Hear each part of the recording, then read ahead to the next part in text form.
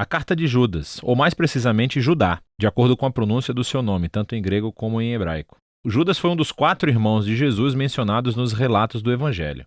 Nenhum dos irmãos seguiu Jesus como Messias antes da sua morte, mas depois eles o viram vivo dentre os mortos e então se tornaram seus discípulos.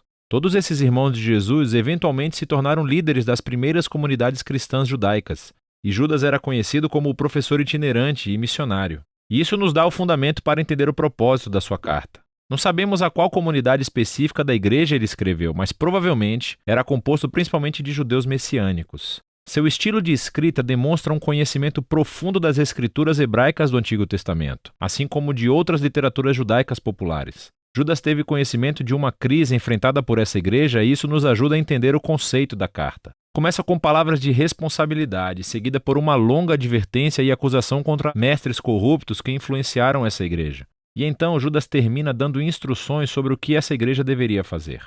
Judas começa dando a essa igreja a responsabilidade de lutar pela verdadeira fé cristã. Ele diz que seu plano era escrever um livro mais longo que explorasse nossa salvação compartilhada através do Messias. Mas esse projeto, afirma ele, foi atrasado quando ouviu as notícias urgentes sobre essa igreja. Então ele compôs essa carta muito elaborada, mas muito curta. Judas não começa por como eles devem lutar pela fé. Em vez disso, ele primeiro explica o porquê. É por causa dos mestres corruptos que se infiltraram nessa igreja. E não é o ensino deles que ele alveja, mas o seu modo de vida. Seu comprometimento moral é o que nos diz que eles têm uma teologia ruim. Primeiro de tudo, eles distorcem a graça de Deus como uma licença para pecar. Eles acham que, como estão perdoados e têm o Espírito de Deus, eles podem fazer o que quiserem, especialmente quando se trata de dinheiro e sexo. E assim, diz Judas, eles traem Jesus ao rejeitar sua autoridade e os seus ensinos. E Judas quer que essa igreja saiba que ele não está surpreendido com o surgimento desses mestres. Ele faz a transição para uma advertência mais longa, para ficarem longe deles. Ele primeiro oferece 2 conjuntos de 3 exemplos do Antigo Testamento. O primeiro trio é sobre pessoas rebeldes que no passado receberam a justiça divina. Então, os israelitas que se rebelaram contra Deus no deserto conseguiram o que queriam e morreram no meio do nada. Então, ele conta uma história sobre os anjos que são presos por rebelião até enfrentarem a justiça de Deus. Ele está se referindo à interpretação da história em Gênesis 6, oferecida no livro popular judaico de 1º Enoque, onde os filhos de Deus são interpretados como se referindo aos anjos que se rebelaram contra Deus, então fizeram sexo com mulheres e foram julgados de acordo. Judas liga essa história ao seu terceiro exemplo sobre a ruína de Sodoma e Gomorra em Gênesis, onde homens violentos tentaram fazer sexo com anjos. Ambas as histórias são sobre a rebelião contra a ordem de Deus que levou à imoralidade sexual, e é precisamente disso que os mestres corruptos são culpados. Depois disso, Judas traz um exemplo extra de um texto judaico popular chamado Testamento de Moisés. Como Enoque, ele não fazia parte das escrituras do Antigo Testamento e foi uma recontagem criativa dos últimos dias e palavras de Moisés baseado em Deuteronômio.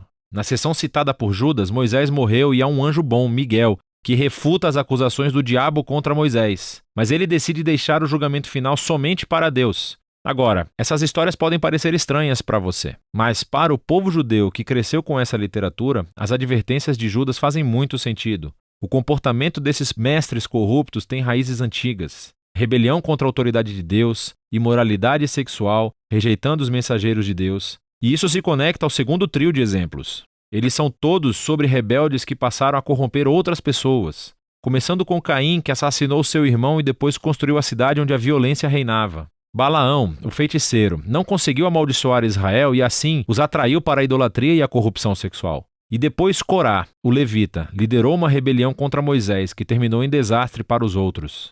Judas conclui o segundo trio com uma enxurrada de imagens do Antigo Testamento para descrever os mestres. Eles são como os pastores egoístas de Ezequiel, ou como as nuvens sem chuvas de Provérbios, ou como as ondas de caos em Isaías. A alta absorção deles contradiz a afirmação de que seguem a Jesus. Eles criam caos aonde quer que vão. Judas conclui a sua advertência citando 2 outras advertências, uma antiga e outra recente. A primeira vem novamente do livro popular de 1º Enoque, que afirmava conter as visões da antiga figura de Enoque do livro de Gênesis. Agora, o que é fascinante é que essas citações de Judas do capítulo de abertura de Enoque citam cerca de meia dúzia de mensagens do Antigo Testamento sobre o último dia da justiça do Senhor sobre o mal humano. Judas então combina uma antiga advertência de Enoque com uma mais recente dos apóstolos. Pedro, João, Paulo, todos previram que mestres corruptos surgiriam e distorceriam as boas novas de Jesus. E eles mesmos estavam ecoando a advertência inicial de Jesus sobre a mesma coisa. E assim essa igreja não precisa mais de convencimento. Alguém tem que parar esses mestres. Então Judas passa para a incumbência final. Ele começa com a linha de abertura sobre a luta pela fé e mostra como fazê-lo. Com um conjunto muito legal de metáforas, ele descreve a comunidade de Jesus como o novo templo de Deus. E assim, eles devem construir as suas vidas sobre o alicerce da fé santíssima, que se refere à mensagem central de boas novas sobre a vida, morte e ressurreição de Jesus pelos nossos pecados. A igreja deve se construir sobre esse alicerce, através da dedicação à oração, e uma devoção ao amor a Deus através de obediência. E a integridade desse edifício será mantida, ficando em alerta para o retorno de Jesus para trazer a sua justiça e a sua misericórdia. E ao fazer isso, ajudar-se-ão mutualmente a permanecer fiéis. Judas então conclui louvando o Deus que protegerá o seu povo e os impedirá de cair muito longe de sua graça. Essa curta carta de Judas é poderosa e intrigante para muitos leitores modernos, que se perguntam por que ele cita textos que hoje não são considerados parte da Bíblia hebraica, como o primeiro Enoque ou o Testamento de Moisés.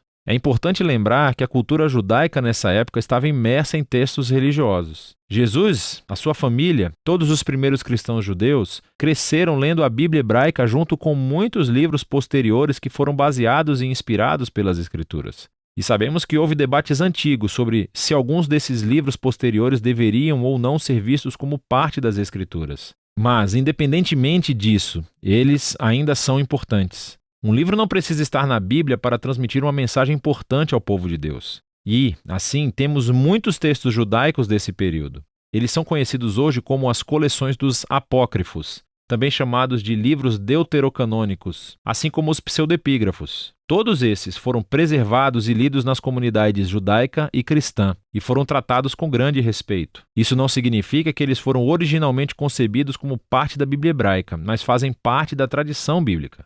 E assim, Judas, sabendo que seus leitores valorizavam as palavras de 1 Enoque, utilizou-as para comunicar a sua mensagem, que é essa. A graça de Deus, através de Jesus, exige uma resposta que afeta toda a vida, não apenas o entendimento intelectual. Observe que Judas não critica ou se concentra na teologia do mestre, mas no seu modo de vida imoral que nega a Jesus. E assim Judas aplica aqui o que Jesus disse a seus discípulos: se você realmente me ama, então você obedecerá aos meus ensinos. Para os cristãos, o modo como você vive é o indicador mais confiável daquilo que você realmente acredita. É disso que trata a carta de Judas.